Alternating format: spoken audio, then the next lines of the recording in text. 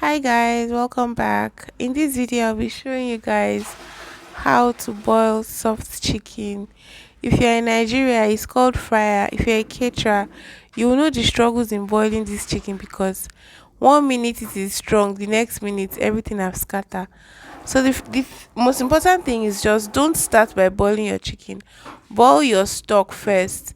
That's your water, onions, all your spices, any kind of spices you want to add, ginger and garlic. In this video, I didn't add those things because I did not feel like using it. It was just like sharp, sharp chicken for jollof rice.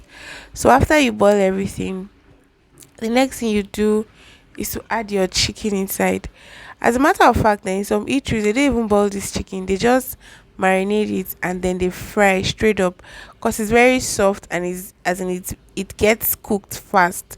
But because I need the stock for jollof rice or maybe for my stew or anything like that, I'll just boil the water first and add the chicken.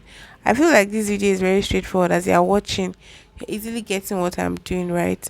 So after doing that, as simple as ABC, you remove your chicken.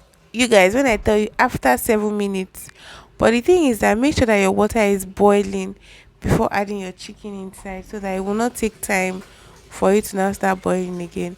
And when you're done, your chicken is ready, my dear brothers and sisters.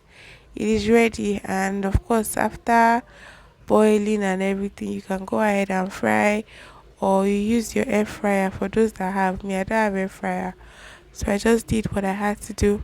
And yeah, guys, that's pretty much the video. You guys just enjoy the clips of me frying, and then I'll see you guys in my next video. My next video is how to cook jollof rice at home, and also for it to have a smoky taste. I'm going to be showing you in that video.